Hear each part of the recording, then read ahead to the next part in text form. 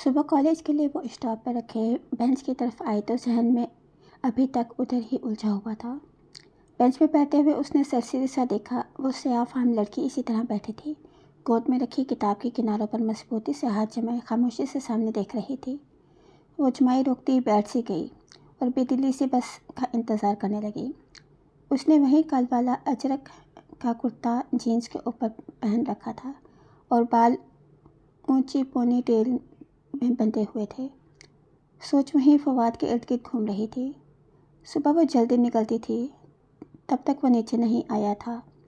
اس کا کمرہ دوسری منزل پہ تھا، جو تھی تو غفران چچا فضا چچی کی اماجگاہ، مگر وہ کنارے والا کمرہ فواد کا پسندیدہ تھا، سو وہ اس کو عرصہ پہلے الاٹ کر دیا گیا تھا۔ فضا چچی کی 2 بیٹیاں اور ایک بیٹا حسن ہی تھے، سو وہ کمرہ ان کی ضرورت سے زائد تھا، اور یہ تو محمل کا دل ہی جانتا تھا کہ کمرہ تو ابا نے بنوایا ہی اس کے لیے تھا، مگر سیاہ فام لڑکی اسے خاموشی سے سامنے دیکھ رہی تھی۔ وہ بور ہونے لگی تو ادھر ادھر گردن گھمائی۔ سیاہ کتاب دیکھ کر کل والا واقعہ یاد آیا۔ یہ کتاب کب ملی تھی آپ کو؟ بغیر تمہید کے اچانک سوال۔ اس لڑکے نے اطمینان سے گردن اس کی طرف موڑی۔ 2 سال پہلے۔ یہ کسی نے آپ کے لیے خصوصاً چھوڑی تھی؟ ہے کوئی؟ وہ ذرا سے مسکرائی، موٹی آنکھوں میں چمک بھر گئی۔ آپ کو اچھا لگتا ہے وہ؟ اس نے غور سے اس کی چمک کو دیکھ کر کہا، بہت زیادہ۔ آپ اسے کیسے جانتی تھیں؟ میرا مطلب یہ تو صدیوں پرانی کتاب ہے نا؟ بس میں جانتی ہوں۔ اور یہ کتاب، یہ آپ کو آپ کا ماضی، حال اور مستقبل کیسے دکھاتی ہے؟ اس میں سب کچھ لکھا ہے، گزرے واقعات اور وہ میرے ساتھ پیش آنے والا ہے، مجھے ایسے موقع پر کیا کرنا ہے، سب لکھا ہے۔ محمل کا دل زور سے دھڑکا۔ وہ سیاہ فام لڑکی اس سے عجیب بات بتا رہی تھی، جانے کیسی پر اسرار بھید بھری کتاب تھی وہ۔ آپ کو اس سے کتنا فائدہ ہوتا ہے؟ جتنا تمہاری سوچ سے بھی اوپر ہے۔ پھر آپ کے تو بہت مزے ہوں گے، آپ اس کو پڑھ کر سب کو جان جاتی ہوں گی۔ ہاں، مگر اس میں بہت کچھ عمل ہے، پہلے وہ پرفارم کرنے ہوتے ہیں، پھر ہر چیز ویسے ہی ہوتی ہے جیسے اس میں لکھا آتا ہے۔ عمل، عملیات؟ وہ چونکی، اندر کوئی الارم سا بجا۔ یہ تو کوئی سفلی ان کی ماہر بیٹھی تھی، اسے احتراز برتنا چاہیے۔ ہاں، سیاہ فام لڑکی مسکرائی، جو وہ عملیات کرنے اور اس کتاب کے ذریعے دنیا پر راج کرتا ہے، سب لوگ اس کی مٹھی میں آ جاتے ہیں اور ہر شے اس کے لیے تسخیر ہو جاتی ہے، اور ہر شے اس کے لیے تسخیر ہو جاتی ہے۔ صرف میں ہی نہیں، اگر تم بھی اس کتاب کا خاص علم سیکھو تو تمہیں اس کے الفاظ میں اپنا ماضی، حال اور مستقبل نظر آنے لگے گا، اور اس کے بعد؟ وہ سحر زدہ سے سوال کیے جا رہی تھی۔ اس کے بعد تم اس کتاب کو چھوڑ نہیں سکتی، تمہیں اپنی زندگی اس کے ساتھ باندھ کر ہی گزارنی ہوگی، اور اگر میں اسے چھوڑ دوں تو تم تباہ ہو جاؤ گی، تمہاری ہر چیز، ہر محبت، سب تباہ ہو جائے گا۔ اس کو لے کر تم چھوڑ نہیں سکتی، یہ سب اتنا آسان نہیں ہے۔ محمل گھبرا کر اٹھ کھڑی ہوئی۔ میری بس۔ اسی پل بس قریب آتی نظر آئی۔ وہ دوڑ کر بس کی طرف جانے لگی۔ تم ایک دن ضرور آؤ گی میرے پاس، سیاہ فام لڑکی مسکرائی تھی۔ تم ایک دن ضرور گڑ گڑا کر یہ کتاب مانگنے آؤ گی، میں جانتی ہوں۔ تم لوگوں کی ستائی ہوئی ہو، تمہارا دل زخمی اور ہاتھ خالی ہیں، اور جس دن یہ دل پوری طرح ٹوٹ جائے گا، میں تمہیں یہ کتاب دے دوں گی۔ جاؤ، تمہاری بس آ گئی ہے۔ وہ خوفزدہ سی بس کی طرف لپکی تھی۔ آج راڈ پکڑ کر اندر چڑھتے ہوئے اس نے پیچھے دیکھنے کی ہمت تک نہیں ہوئی تھی۔ شام کو اس نے بہت محنت سے چاکلیٹ سوفلے بنایا، اور جب وہ خوب ٹھنڈا ہو گیا تو ٹرے میں سجا کر اوپر سیڑھیاں چڑھنے لگی۔ ابھی دوسری سیڑھی پر ہی تھی کہ آرزو نیچے سے آتی دکھائی دی۔ یہ کس کے لیے ہے؟ وہ ماتھے پر بات ڈالے لمحے بھر کو رکی۔ فادی کے لیے ہے۔ فادی کے لیے ہے؟ جی، انہوں نے کل کہا تھا، میرے پاس ٹائم کہاں تھا، آج کسی کو یاد نہ آیا تو بنا ہی دیا۔ اس نے بے نیازی سے شانے اچکائے۔ وہ دوسری سیڑھی پر ٹرے اٹھائے کھڑی منتظر تھی کہ آرزو نیچے اترے اور وہ اوپر جا سکے۔ اور ڈنر کی تیاری کر لی تم نے؟ آرزو نے آرڈر دینے سے آرزو زینے سے اتر کر اس کے سامنے آ کھڑی ہوئی۔ اماں بنا رہی ہیں۔ قورمہ بنا لیا ہے؟ مامی نے کہا تھا تم نے چیک کیا؟ آپ سیدھے سیدھے کہہ دیں کہ میں چلی جاؤں اور آپ یہ ٹرے فواد بھائی کو دے کر اپنے نمبر بنا لیں تو لیں پکڑیں۔ اس نے زور سے ٹرے اسے تھمائی۔ مجھے اور بھی کام کرنے ہیں۔ وہ کھٹ کھٹ سیڑھیاں اتر کر کچن کی طرف چلی گئی۔ بدتمیز، وہ بڑبڑائی، مگر محمل کو معلوم تھا کہ اس کی بلند آواز فواد سن چکا ہوگا اور اب آرزو جو چاہے کر لے۔ وہ جانتا تھا کہ کام کس نے کیا تھا اور نمبر کون بنانا چاہ رہا ہے، اور پھر یہی ہوا۔ رات کھانے پر جب مسرت نے چاکلیٹ سوفلے لا کر رکھا تو فواد نے سب سے پہلے ڈالا۔ یہ تم نے بنایا ہے محمل؟ جی، وہ سادگی سے بولی۔ آرزو نے ناگوارگی سے پہلو بدلا۔ بہت ٹیسٹی ہے۔ تم ہی روز میٹھا کیوں نہیں بناتی؟ اتنی فارغ نہیں ہوں میں، 100 کام ہوتے ہیں مجھے، ایگزامس ہو رہے ہیں میرے، دل کرے تو بنا دیا کروں گی، ورنہ سب جانتے ہیں محمل سے یہ جی حضوریاں نہیں ہوتی۔ اماں ایک پھلکا مجھے دیں؟ وہ مصروف سی اماں کے ہاتھ سے پھلکا لینے لگی جیسے اسے فواد کے تاثرات کی ذرا بھی پرواہ نہ ہو۔ وہ تائیداً سر ہلا کر سوفلے کھانے میں لگا رہا۔ بار بار نگاہ پھٹک کر اس کے مومی چہرے پر جا ٹکتی تھی جو بہت مگن سی ابھی تک کھانا کھا رہی تھی۔ سوفلے کا تو اس نے ابھی تک ہاتھ بھی نہیں لگایا تھا۔ وہ کچن میں کھڑی سنک کے سامنے دوپہر کے جھوٹے برتن دھو رہی تھی جب سامنے بڑی سی کھڑکی کے پار آسمانوں پر سرمئی بادل اکٹھے ہونے لگے۔ وہ ابھی تک اسپنج پلیٹوں پر مارتے ہوئے اس سیاہ فام لڑکی کے متعلق سوچے جا رہی تھی جس سے وہ گزشتہ کچھ دنوں پہلے ملی تھی اور اس سے ملنے میں احتراز برت رہی تھی۔ این بس کے ٹائم پر اسٹاپ جاتی اور بینچ پر بیٹھنے کے بجائے ذرا فاصلے پر کھڑی ہو جاتی۔ نہ تو دانستہ اس لڑکی کو دیکھتی اور نہ ہی قریب جاتی۔ معلوم نہیں کیوں اسے اس سے اور اس کی سیاہ جلد والی کتاب سے خوف محسوس ہونے لگا تھا۔ بادل ذرا گرجے تو وہ چونکی۔ نیلگوں سنہری شام پر ذرا سی دیر میں چھایا ہو گئی تھی، چمکی اور بجلی چمکی اور یکایک موٹی موٹی بوندیں گرنے لگیں۔ محمل نے جلدی جلدی آخری برتن دھو کر ریک میں سجائے، ہاتھ دھوئے اور باہر لان کی طرف بھاگی۔ بارش دیکھ کر اس کا دل یوں ہی مچل جایا کرتا تھا۔ محمل، جاؤ مسرت سے کہو، بلکہ تائی مہتاب جو برآمدے میں کرسی پر بیٹھی لڑکیوں سے گپ شپ میں مصروف تھیں اسے آتا دیکھ کر حکم صادر کرتے کرتے رکی۔ اس کے چہرے پر بارش میں کھیلنے کا شوق رقم تھا۔ تائی نے لمحے بھر کو سوچا اور پھر حکم میں ترمیم کر دی، بلکہ جاؤ پکوڑے بنا کر لاؤ، ساتھ میں دھنیا کی چٹنی بھی لاؤ، اور معاذ اور معیز کے لیے بھی آلو کے چپس فرائی کر لو۔ اس کے چہرے پر پھیلا اشتیاق پھیکا پڑ گیا۔ اس نے قطرے بے بسی سے ان کو دیکھا۔ مگر تائی، ابھی کیسے؟ وہ بارش بعد میں کر دوں گی، وہ منمنائی۔ ہاں تو بارش کے لیے ہی تو کہہ رہی ہوں، جاؤ شاباش جلدی کرو۔ اور ندا، یہ سوٹ پھر تمہیں کتنے کا پڑا تھا؟ وہ ندا کو دوپٹے کو انگلیوں سے مسل کر ستائشی انداز میں پوچھ رہی تھیں۔ سب 1,500 کا تائی۔ میں کل ہی آپ کو بھی لے چلتی ہوں، وہاں بہت اچھے پرنٹس آئے ہوئے تھے۔ آپ کا کمپلیکشن تو ویسے بھی بہت فیئر ہے، آپ پر ہر رنگ ہی کھل جاتا ہے۔ وہ آپس میں مصروف ہو گئی تھیں۔ محمل پیر پٹختی اندر آئی، آلو چھیل کر کاٹے، بیسن کھول کر رکھا تو تب تائی مہتاب نے آواز لگائی، مکس پکوڑے بنانا، فواد کو پیازوں والے پکوڑے بہت پسند ہیں۔ بھاڑ میں گئی ان کی پسند، اس نے زور سے چھری سلیٹ پر پٹخائی۔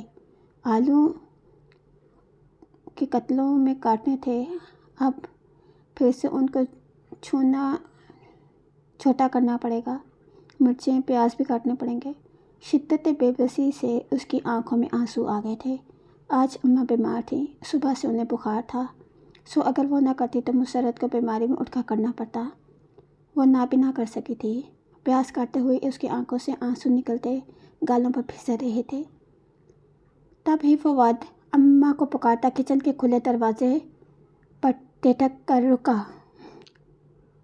کھلی جینس پہ لمبا کرتا اور گردن کے گرد مفلر کی طرح دوپٹہ لپیٹے، بھوری اونچی ٹیل باندھے، وہ سر جھکائے کھڑے کٹنگ بورڈ پر ٹک ٹک پیاز کاٹ رہی تھی۔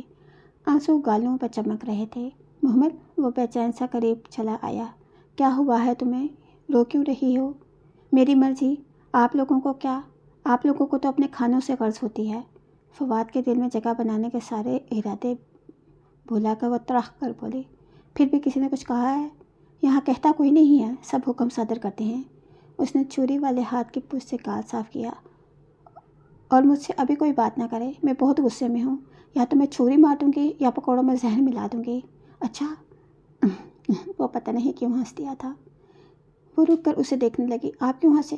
کچھ نہیں، خیر بناؤ پکوڑے اور مکس والے بنانا. وہ اپنی پسند بتا کر لمبے لمبے ڈاک بھرتا باہر نکل گیا. اس کے آنسو پھر سے بہنے لگے. جانے کس بھول پن میں وہ یہ سوچ بیٹھی تھی کہ اگر وہ اس کی مٹھی میں آ گیا تو. اس نے نفی میں سر جھٹکا. وہ سب ایک جیسے ہیں، بے حس، خود غرض، مطلبی. اور جب پکوڑے بنے، بارش ہلکی ہو چکی تھی. وہ سب لڑکے لڑکیاں برآمدے میں بیٹھے 2 منٹ میں ہی پکوڑے چٹ کر گئے تھے. اور اب حسن سب کو لانگ ڈرائیو پر لے جانے کا پلان بنا رہا تھا. تم لوگ بھی کیا یاد کرو گے کہ سخر سے پالا پڑا تھا. وہ ٹانگ پر ٹانگ رکھے بیٹھا فرضی کالر جھاڑ رہا تھا. حسن فضا چاچی کا بیٹا اور ندا سامیہ کا بھائی تھا. شکل میں ندا سے مشابہت تھا. بڑی بڑی پرکشش آنکھیں اور سانولی رنگت. البتہ عادتوں میں وہ قدرے مختلف تھا. اس نے فضا کی میٹھی زبان تو مستعار لی تھی، مگر کڑوا دل تو نہیں لیا تھا. وہ گھر کا واحد فرد تھا جو دل کا بھی اچھا تھا، نرم کو صاف دل اور ہینڈسم. ابھی ابھی وہ آفس سے آیا تھا اور کوٹ کرسی کے پیچھے ٹکائے آستین نے فولڈ کیے بیٹھا. وہ تھکن کے باوجود سب کو آؤٹنگ پر لے کر جانے کی دعوت دے رہا تھا. کون کون چلے گا؟ سامع بلند آواز میں پوچھنے لگی تو محمد بھی دل میں مچلتی خواہش کے باعث قریب آ کر بیٹھ گئی. میں بھی چلوں گی. سب نے رک کر اسے دیکھا تھا. کندھے پر پرس لٹکائے، بالوں کو ایک اسٹائل سے بینڈ میں جکڑتی آرزو نے جو اندر سے ابھی باہر آ رہی تھی قدر ناگوارگی سے اسے دیکھا. ان کو بھی یہ شوق ستانے لگے ہیں. اور پھر سب ہی کے ساتھ ساتھ بولنے لگے. تمہاری جگہ نہیں بنے گی، ہم پاپا کی ہائیکس لے کر جا رہے ہیں، سب کی سیٹیں پوری ہیں. تم باہر جا کر کیا کرو گی؟ سترہ تمسخرانہ ہنسی. مہتاب تائی کی فوٹو کاپی. بیٹا جان، آپ کے تو ایگزامس ہو رہے ہیں نا؟ فضا چچی بہت فکر مند اور پیار سے اسے دیکھ رہی تھیں. خوب دل لگا کے پڑھو، آپ کے بہت اچھے مارکس لینے ہیں. چلو جاؤ، شاباش. کم از کم کورس کو 2 دفعہ ضرور پورا ریوائز کرنا. ابھی شروع کر دو تاکہ رات تک پورا ہو جائے. تائی مہتاب نے بھی فضا چچی کی بات ختم ہونے کا انتظار کیا اور پھر تیزی سے بولی. نا، تم نے تو باہر کرنا کیا ہے؟ رات کا کھانا کون بنائے گا؟ ماں الگ ڈرامے کر کے بستر پہ پڑی ہے. کوئی پوچھنے والا ہے ان کو؟ بس مفت کی روٹیاں توڑے جاتے ہیں. فواد نے لمحے بھر کو کچھ کہنا چاہا، پھر خاموش رہا. اور حسن جو خاموشی سے ساری کارروائی دیکھ رہا تھا بالآخر کہہ اٹھا. کوئی محمل سے بھی تو پوچھے کہ وہ کیا چاہتی ہے. ہاں، اب ہم اس سے پوچھتے رہیں. تائی بگڑ کر بولی. حسن لمحے بھر کو بالکل چپ ہو گیا، مگر فضا نے بیٹے کے جھاڑے جانے پر واضح برا منایا. جاؤ، تم اندر جاؤ. وہ بس اتنا کہہ سکی. تائی مہتاب کا مقابلہ کرنا ان کے بس سے باہر تھا، اور وہ پیر پٹکتی بھاگ کر کچن میں آئی اور سنک پر سر جھکائے پھوٹ پھوٹ کر رونے لگی. کافی دیر بعد روتے روتے سر اٹھایا تو کھڑکی کے باہر ڈرائیو وے پر باہر نکلتی ہوئی ہائی ایکس دکھائی دی. اس میں 1-2 لوگوں کی جگہ تو واضح طور پر بن جاتی تھی. بے اختیار اس کا دل چاہا کہ وہ رات کے کھانے میں زہر ملا دے، اور کاش وہ ایسا کر سکتے. ساری رات وہ وقفے سے آنسو بہاتی رہی تھی. ٹھیک سے سو بھی نہ سکی تھی. صبح اٹھی تو سر بھاری ہو رہا تھا. بمشکل ہی ایک سوکھا توس اور چائے کی آدھی پیالی حلق سے اتاری اور باہر نکل آئی. اسٹاپ پہ معمول کی ٹھنڈی صبح اتری تھی. بینچ پر وہ سیاہ فام لڑکی ویسے ہی بیٹھی خاموشی سے سیٹ میں دیکھ رہی تھی. گود میں سیاہ جلد والی کتاب رکھی تھی اور اس کے سیاہ ہاتھ کتاب کے کناروں پہ مضبوطی سے جمے تھے. آج وہ قدرے تھکی اور پسماندہ تھی. سو جا کر بینچ پر بیٹھ گئی. 10 منٹ ہی کٹے تھے تو اتنا کیا احتراز برتنا. سیاہ فام لڑکی نے ذرا سی گردن اس کی جانب موڑی. رات کو ٹھیک سے سوئی نہیں؟ بس ایسے ہی. وہ دوسری جانب دیکھنے لگی. سامنے سڑک خالی تھی. دوسری طرف اکا دکا لوگ بس کے منتظر ٹہل رہے تھے. لوگوں کی ستائی ہوئی ہو؟ اس نے چونک کر اسے دیکھا. آپ کیسے کہہ سکتی ہیں؟ محتاط انداز میں پوچھا. تمہارے چہرے پر لکھا ہے. تمہارا دل غمگین اور روح بوجھل ہے. تم تکلیف میں ہو اور لوگوں کی باتیں تم سے برداشت نہیں ہوتی، ہے نا؟ معلوم نہیں. اس نے بظاہر لاپرواہی سے شانے اچکائے.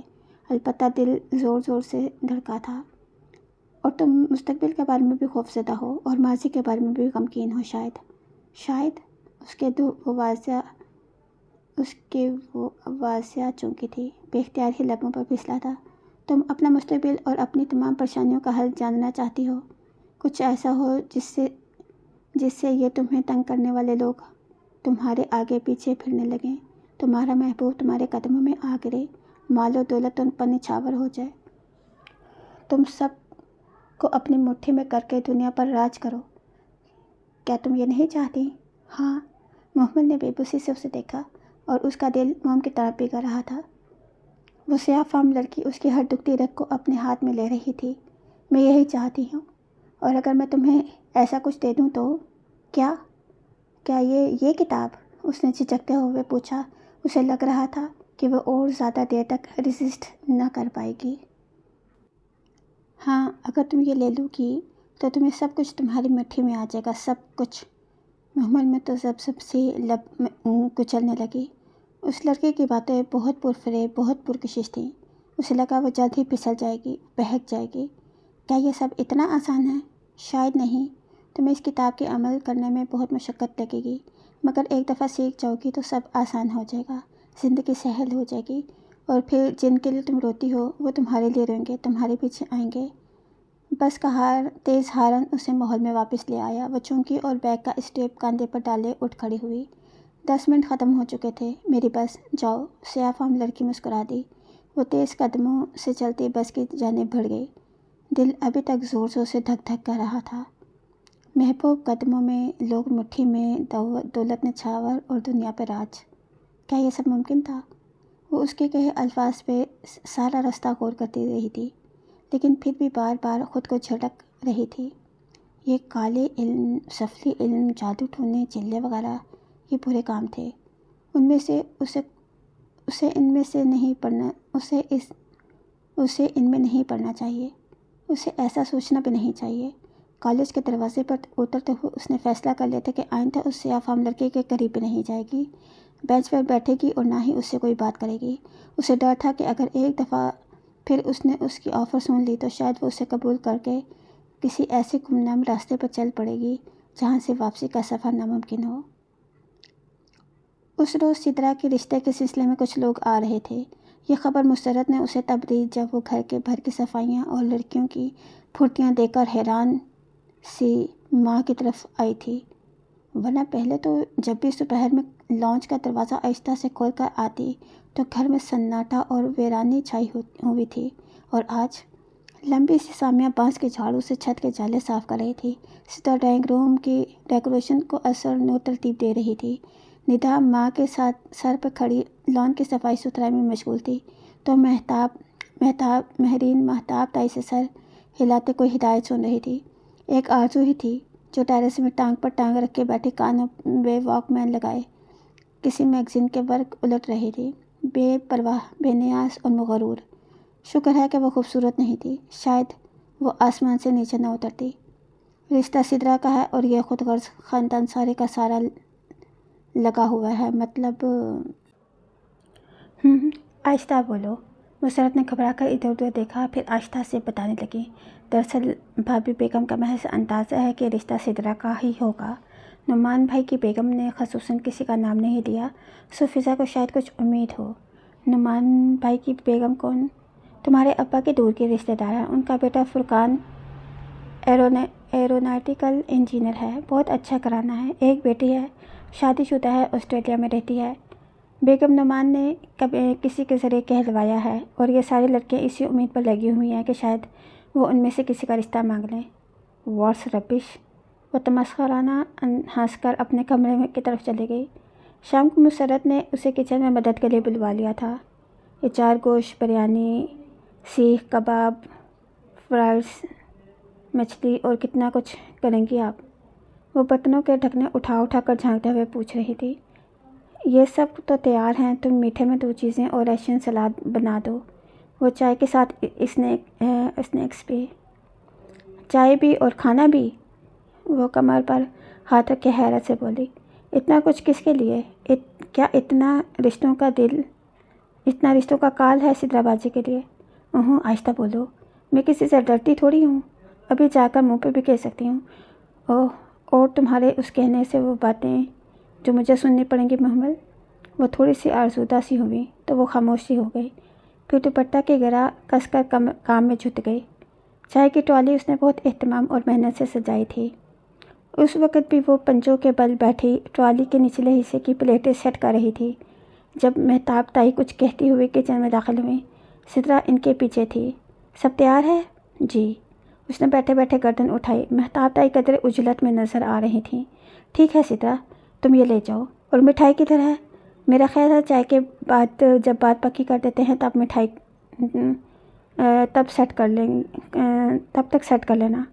وہ تو رشتہ مانگنے آئی ہیں تائی، ابھی اتنی جلدی پکی کر دیں گی بات؟ وہ حیران سی ہاتھ جھاڑتی کھڑی ہوئی اور تائی بھی کسی اور موڈ میں تھیں، سو بتانے لگی، ہاں تو اب مزید کیا انتظار؟ لڑکا اتنا خوش شکل اور اچھا اور خوش شکل ہے کہ پھر ہمارے پاس کوئی کمی تھوڑی ہے۔ آرام سے ابھی مہینے 2 مہینے تک منگنی کریں گے اور شادی 1.5 سال تک۔ ایسی دھوم دھام سے شادی کروں گی سدرا کی کہ زمانہ دیکھے گا۔ ان کے انداز سے تکبر کی بو آئی تھی۔ ایک لمحے کو محمل کا دل چاہا نفیس سی خاتون جو ڈرائنگ روم میں بیٹھی ہیں وہ سدرا کو ناپسند کر کر چلی جائیں اور تائی صدمے سے بیمار پڑ جائیں۔ آخر خود بے غاصب لوگوں اسے کسے اچھے لگتے ہیں، مگر شاید ادھر تو سارا پلان پہلے ہی بن چکا تھا۔ سدرا نازک بیل کی طرح ٹک ٹک کرتی ٹرالی دھکیلتی لے گئی اور وہ خالی کچن میں خاموشی سے کرسی پر بیٹھ گئی۔ مسرت بھی مہمانوں کے پاس تھیں۔ جانے کیسے تائی کو ان کے فراڈ ہونے کا خیال آیا تھا اور ان کو وہیں بٹھا لیا تھا۔ ٹیشو محمل، ٹیشو! نائمہ چچی نے زور کی آواز لگائی تو وہ تیزی سے اٹھی، ٹیشو رکھنا بھول گئی تھی۔ اف! وہ ٹیشو کا ڈبہ اٹھا کر بھاگی۔ بس لانچ میں لمحے بھر کو رک کر بڑے آئینے میں خود کو دیکھا۔ اونچی پونی ٹیل، سیاہ جینس پر لمبا کرتا، گردن کے گرد مخصوص انداز میں لپٹا ٹائی اینڈ ڈائی کا دوپٹہ جسے وہ بہت جوڑوں کے ساتھ چلاتی تھی۔ یہ غالباً پچھلی سے پچھلی بقر عید کا بنوایا تھا گویا جوڑا تھا جو اب تک کافی گھس چکا تھا۔ خیر، کون سا میرے رشتے کے لیے آئے ہیں؟ وہ شانے اچکائے ڈرائنگ روم کی جانب بڑھ گئی۔ نفیس اور باوقار سی بیگم نعمان بڑے صوفے پر پرتکلف سی بیٹھے مسکراتے ہوئے تائی مہتاب کی بات سن رہی تھی۔ اسے آتا دیکھ کر قدرے خوش دلی سے اٹھ کھڑی ہوئی۔ محمل بیٹا، آپ اب آئی ہو؟ کب سے پوچھ رہی ہوں تمہاری تائی سے۔ وہ ایک دم گڑبڑا سی گئی لیکن سنبھل کر آگے بڑھ کر میری السلام علیکم۔ وعلیکم السلام، اتنی دیر سے پوچھ رہی ہوں تمہارا۔ وہ میں ہاں آئی نو بیٹا، تم اسی اہتمام میں لگی ہوئی ہوگی۔ مجھے یاد ہے جب میں کریم بھائی کی عیادت کے لیے آئی تھی تو اس اکیلی بچی نے سارا کھانا بنایا تھا۔ وہ اسے اپنے ساتھ بٹھا کر پیار سے دیکھتے 2 برس پرانی بات کر رہی تھیں۔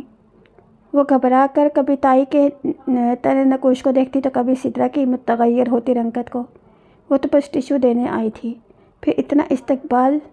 چھیمانی دارد! آپ یہ ڈرم اسنیکس نے نا بھابھی؟ یہ تائی نے اس کی توجہ بٹانا چاہی۔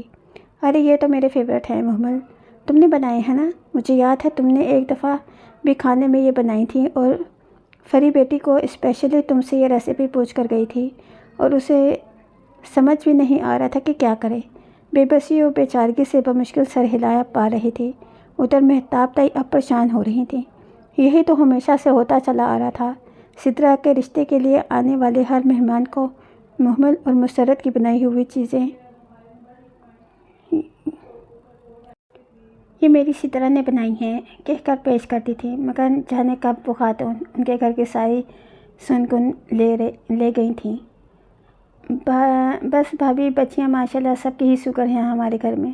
فضا چچی نے بظاہر مسکرا کر بات سنبھالی مگر قدرے بے چین وہ بھی ہو گئی تھیں۔ کہیں کچھ بہت غلط تھا؟ جی، مگر وہ سب تو سدرا نے بنایا ہے، بیچاری صبح سے لگی ہوئی ہے۔ مسرت نے جلدی سے بات سنبھالی۔ جی، تائی مہتاب نے فوراً تائید کی۔ Very good Sidra. بیگم نعمان اب باکس پیٹیز لے رہی تھیں۔ یہ باکس پیٹیز تو بہت اچھی بنائی ہیں سدرا، اس کی فیلنگ میں کیا کیا ڈالا تھا؟ اور سدرا کا تو فرشتوں کو بھی علم نہیں تھا کہ باکس پیٹیز میں ڈلتا کیا ہے۔ وہ ایک دم کنفیوز ہو کر ماں کی شکل دیکھنے لگی۔ دراصل میں کوکنگ کا بہت شوق رکھتی ہوں اور مجھے بچوں کا ٹیسٹ بھی بہت اعلیٰ ہے۔ نعمان صاحب خود منفرد اور اچھے کھانوں کے رسیہ ہیں، اس لیے ہمیشہ کہتے ہیں کہ بہو ڈھونڈنا تو اس کے ہاتھ کا ذائقہ چکھ کر ہی رشتہ مانگنا۔ ویسے تو آپ کی ساری بچیاں ہی ماشاءاللہ بہت خوبصورت اور سلیقہ مند ہیں، مگر محمل میں تو مجھے خاص طور پر عزیز ہے۔ سعیدہ آپا نے تو ذکر کیا تو ہوگا کہ میں خاص مقصد کے لیے آ رہی ہوں، تو اب لمبی چوڑی کیا تمہید باندھوں؟ مہتاب آپا، فرقان تو آپ کا دھیکا والا ہے، اللہ کا شکر ہے اس نے ہر طرح سے نوازا ہے ہمیں۔ بس محمل کے لیے آپ لوگوں کے پاس سوال کے لیے آئی ہوں، اگر ہو سکے تو اسے میری بیٹی بنا دیں۔ اور مہتاب تائی سے مزید سننا دشوار ہو رہا تھا۔ محمل، تم اندر جاؤ۔ انہوں نے خود کو بمشکل نارمل رکھتے ہوئے اشارہ کیا تو وہ حق تک بیٹھی سن رہی تھی، تیزی سے باہر نکل گئی۔ پیچھے کیا باتیں ہوئیں، کس نے کیا کہا، کب ان خاتون کو کھانا کھلائے بغیر رخصت کر دیا گیا، اور تائی کے بند کمرے میں سارے بڑوں کی کیا گفتگو ہوئی، وہ ہر شے سے دور اپنے کمرے میں کان لپیٹے پڑی تھی۔ اس کا دل کچھ بھی کرنے کو نہیں چاہ رہا تھا۔ عجیب سی کیفیت تھی، جیسے بند غار میں روشنی ہو اور ہوا کا کوئی روزن کھل گیا ہو۔ بے کیف اور دکھی پھیکی زندگی میں ایک دم سے بہت خوشگوار اور سرسبز و شاداب موڑ آیا تھا۔ امید پھر سے زندہ ہو گئی تھی اور اسے لگ رہا تھا کہ ایک نئی زندگی باہیں پھیلائے اس کا استقبال میں کھڑی ہے۔ ایروناٹیکل انجینئر، خوش شکل فرقان، ماں باپ کا اکلوتا بیٹا، اچھے کھانوں کا شوقین، اس کے لب اب بھی مسکرانے لگے تھے۔